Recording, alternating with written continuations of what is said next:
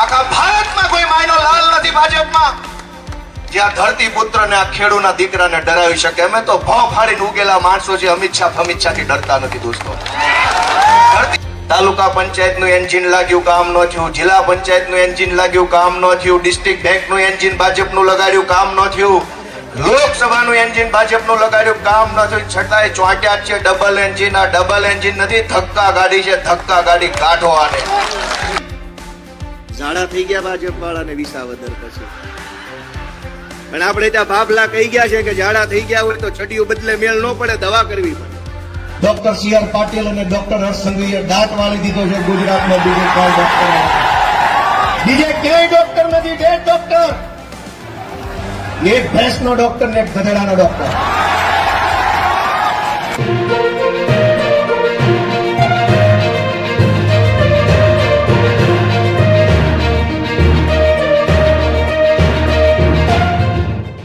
તો ચલિए शुरू करते हैं. જાહેર થઈ ત્યારે મેં કીધું હતું અને આજે હું ફરીથી કહી દઉં, આખા વિસાવદર ભેસાણના ગામે ગામ મારી વાત પહોંચાડી દેજો કે જૂનાગઢ આખામાં નહીં, ગુજરાત આખામાં નહીં, આખા ભારત દેશમાં ભાજપની અંદર જો કોઈ માયનો લાલ હોય તો માનની ગોપાલભાઈ ઇટાલિયાને ડરાવી, લલચાવી, ધમકાવી, જેલમાં પૂરીને ઈડી, સીબીઆઈ કે પોલીસથી ડરાવી બતાવે. આખા ભારતમાં કોઈ માયનો લાલ નથી ભાજપમાં જ્યાં ધરતી પુત્રને આ ખેડૂના દીકરાને ડરાવી શકે. અમે તો ભોં ફાડીને ઉગેલા માણસો છે. અમિત શાહથી ડરતા નથી દોસ્તો. ધરતી ફાડીને ઉગે અને એવું ઉગે કે આખા સમાજ ઉપર છાંયો થાય દોસ્તો. આવી જાય અમિત શાહ નું દળ કટક લઈને લડી લેવું, હામ હામે મોરે મોરો ફટકારી દેવાનો. એને એની સત્તાની હવા હોય તો મને મારી ધરતી માનું ધાવણ ન લાજે એની હવા છે દોસ્તો. ધરતી પુત્ર છું, જાજી વાત કેવી નથી, પણ આવી જાય એક વખત અને હું તમારા ટેકે બાંધવા નીકળ્યો છું. મારું હેઠું ન પડવા દેતા એટલી વિનંતી કરું દોસ્તો.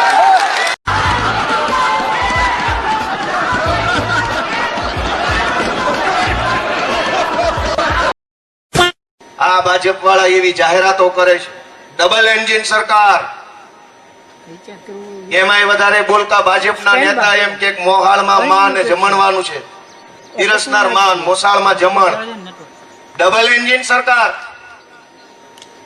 વિસાવદરની નગરપાલિકામાં ભાજપ, ભેસાણની તાલુકા પંચાયતમાં ભાજપ, વિસાવદરની તાલુકા પંચાયતમાં ભાજપ, જિલ્લા પંચાયતના આ વિધાનસભાની જે સીટો આવે છે એમાં એક બાદ કરતા બધાય ભાજપમાં.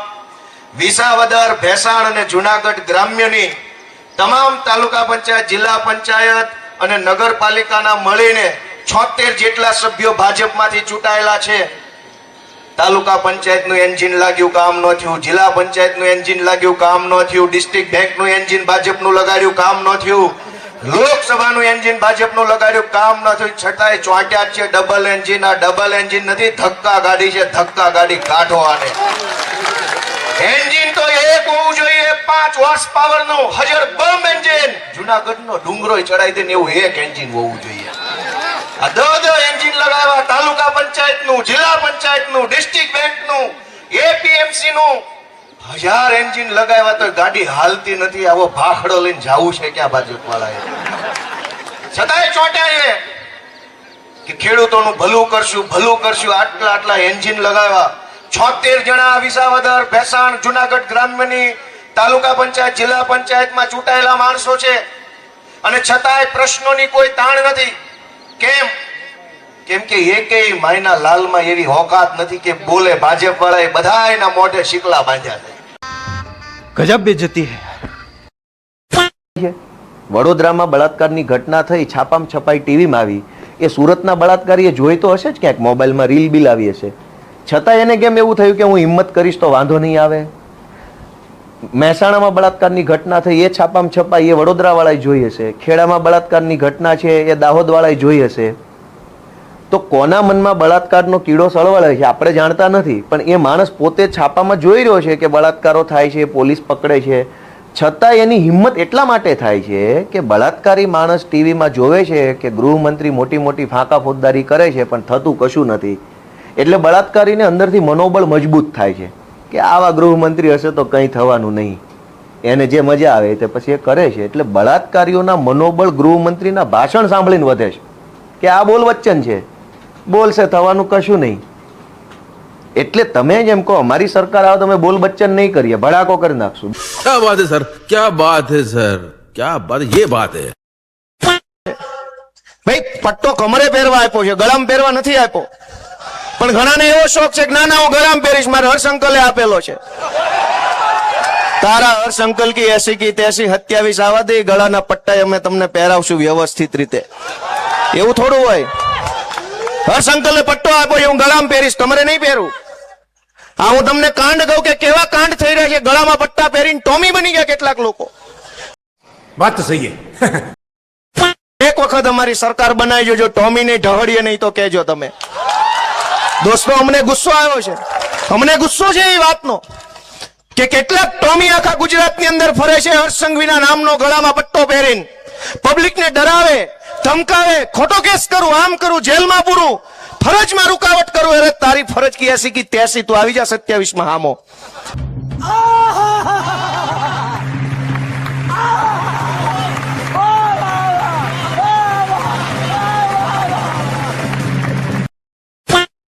એટલે 8 પાસને મારે એટલી વિનંતી કરવી છે કે તમારી પોલીસ ગુજરાતની જનતા સાથે કઈ ભાષા વાપરે છે એનું જ્ઞાન આપો.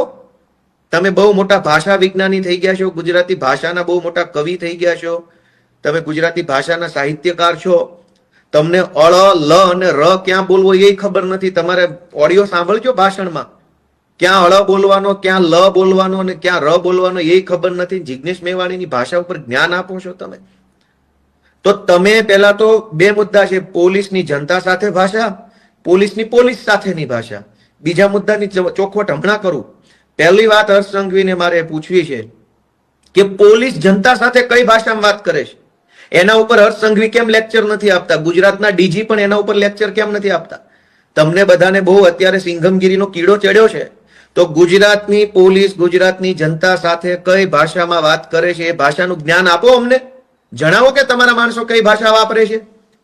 જિગ્નેશ મેવાણી 10 લાખ ગણી હારી ભાષામાં વાત કરીને આવ્યા છે.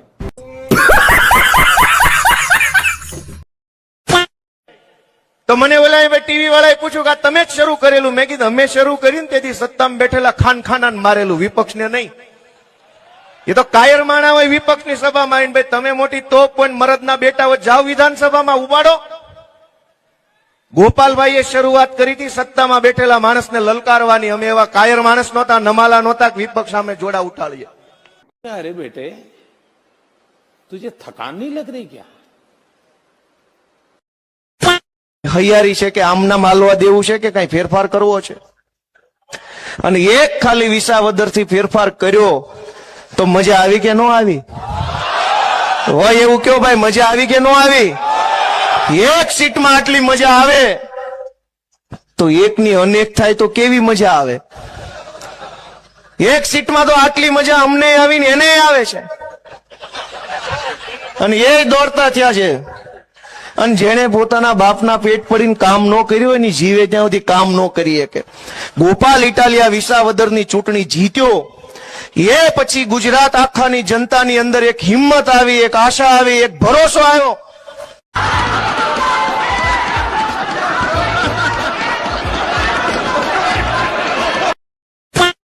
કાઢવા મિત્રો, આ ખેડૂતોની લડાઈ છે. ભાજપને તકલીફ શું વાતની છે કે જ્યારથી વિસાવદર વિધાનસભાની ચૂંટણીની અંદર વિસાવદરના અમારા ક્રાંતિકારી ખેડૂતોએ ધડાધડ ઝાડુ દબાવ્યું અને આ લોકોના મોઢા કાણે આવ્યા હોય એવા કરી નાખ્યા, અને ત્યારથી આ લોકો ઉશ્કેરાયેલા છે. વિસાવદર વિધાનસભાના ખેડૂતોએ ગુજરાતને બતાવ્યું કે ખેડૂતમાં કેવડી તાકાત છે. ઝાડા થઈ ગયા ભાજપ વાળાને વિસાવદર પછી. પણ આપણે ત્યાં ભાભલા કહી ગયા છે કે ઝાડા થઈ ગયા હોય તો છડીઓ બદલે મેળ ન પડે, દવા કરવી પડે. ભાજપની સરકારને ઝાડા થઈ ગયા છે અને બદલે છે મંત્રી. હવે મંત્રી બદલે મેળ નહીં પડે, આખી સરકાર જ બદલવી.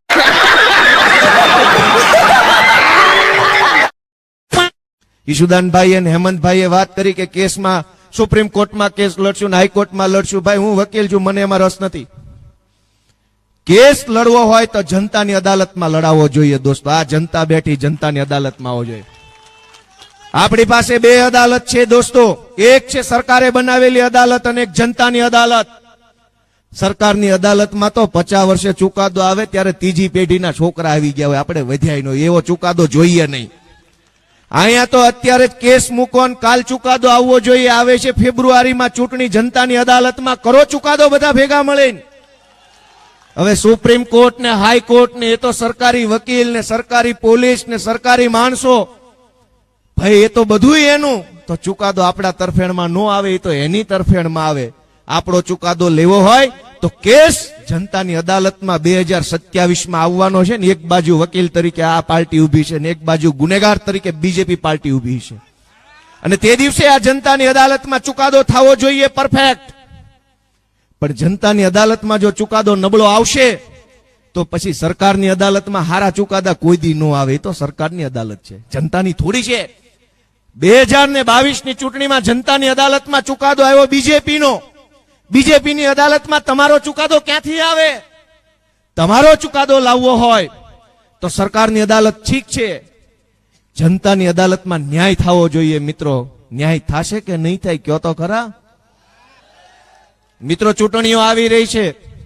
અમે તો બહુ નાના માણસો છીએ. અમને તો કોઈક ગાળું દઈ જાય, કોઈક ચપલા મારી જાય છે, કોઈક અમારી સભામાં પથરા મારી જાય છે. અમે તો નાના માણસો છીએ. અમે તો બહુ તો મોટા મોટા કદાવર નેતાઓ સામે લડી શકીએ, અમે મોટી સત્તાઓ સામે બોલી શકીએ, જેલનો ડર ન લાગે એવી રીતે લડીએ. એનાથી વિશેષ તો અમે શું કરી શકીએ? મોટા મોટા માણસો તો મીઠાના આખા રણના રણ ખાઈ જાય, રોડ ખાઈ જાય. એ તો મોટા માણસો કહેવાય, આપણને એવું ન ફાવે. મિત્રો, અમે નાના માણસો છીએ, સામાન્ય પરિવારમાંથી આવીએ છીએ. સામાન્ય પરિવારના ખેડૂતોની પીડા અમે સમજીએ છીએ. પશુપાલક, ખેડૂત, ખેતી મજૂરી કરતો માણસ, ભાગવું રાખનાર માણસ, એની પીડા સમજનાર પાર્ટી જો આખા દેશમાં કોઈ હોય તો માત્ર ને માત્ર અરવિંદ કેજરીવાલ ને આમ આદમી પાર્ટી છે. દોસ્તો, હમણાં માવઠું આવ્યું ગુજરાતમાં અને પંજાબની અંદર પૂર આવેલું, અતિવૃષ્ટિ થઈ. જ્યારે પંજાબમાં આમ આદમી પાર્ટીની સરકારે રાહત સહાય જાહેર કરી ત્યારે એને ખેડૂતોને વળતર આપવાનો પણ નિર્ણય કર્યો. ભાગવું ખેતર વાવવા રાખ્યું હોય એને પણ વળતર આપવાનો નિર્ણય કર્યો. અને જે લોકો ખેતરે બીજાના ખેતરે મજૂરી કરે છે એને પણ વળતર આપવાનો નિર્ણય પંજાબની આમ આદમી પાર્ટીની સરકારે કર્યો. દેશના ઇતિહાસમાં પહેલીવાર એવું બન્યું કે ખેડૂત, ભાગવું રાખનાર અને ખેતી મજૂરી કરનાર ત્રણેય વર્ગનું ધ્યાન રાખવાનું કામ આમ આદમી પાર્ટીની સરકારે કર્યું. અને ગુજરાતમાં શું હાલત છે? ખેડૂતના હાથમાં હજુ કાણી કોડી સહાયની આવી નથી. માવઠા આવે, અતિવૃષ્ટિ આવે, જરૂર હોય ત્યારે પાણી નો આવે અને ખેડૂત પાયમાલ થઈ જાય, કંટાળીને થાકીને જમીન કંપનીઓને આપી દે એવી પરિસ્થિતિનું નિર્માણ આ ભાજપે કર્યું છે. बात तो सही है. ડોક્ટર સી આર પાટીલ અને ડોક્ટર હર્ષ સંઘવીએ દાટ વાળી દીધો છે ગુજરાતમાં. બીજે કોઈ ડોક્ટર, બીજે ક્યાંય ડોક્ટર નથી. 1.5 ડોક્ટર, એક ભેંસનો ડોક્ટર ને એક ગધેડાનો ડોક્ટર. દોસ્તો, કોઈ એમ કહે કે આ શહેરના મારા મત નહીં આપે, ત્યારે મારી અંદરનો ગામડાનો આદમી, ગામડાની વાત, ગામડાનું મારું વ્યક્તિત્વ છે ને, મને બહુ પોસે, અંદરથી દુઃખ અપાવે. મને એમ થાય કે મારો ભાઈ મને મત નહીં આપે, મારા માવતર મને મત નહીં આપે, મારી માયું મને મત નહીં આપે. હું કામ મને મત નહીં આપે? તમે ગામડાના, હું ગામડાનો. તમે ગામડામાંથી સારું ગોતવા અહીંયા આવ્યા, અમે ન્યાન્યા રાશી. વાત તો આપણા બેની એક જ છે, તો અમને મત નહીં દે?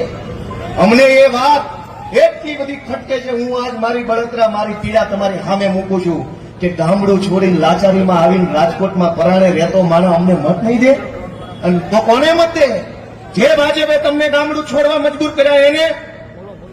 દોસ્તો, 10,000, 15,000, 20,000 ની નોકરી કરવા માટે કેવડી વેઠ ઉતારવી પડે, કેટલી મજૂરી, કેટલી લાચારી, એની તો વાત તમે મારા કરતા વધારે જાણો છો. હું મેળવી લીધું અહીંયા આવીને. દોસ્તો, હું તમને એક વિનંતી કરવા આવ્યો છું કે તમારા દીકરાને આશીર્વાદ આપો, તમારા ભાઈને આશીર્વાદ આપો, આ તમારા છોકરાને જરાક આશીર્વાદ આપો તો અમે ગાંધીનગરમાં જઈને ઘણું સારું કામ લોકો માટે, જનતા માટે કરી શકીએ છીએ.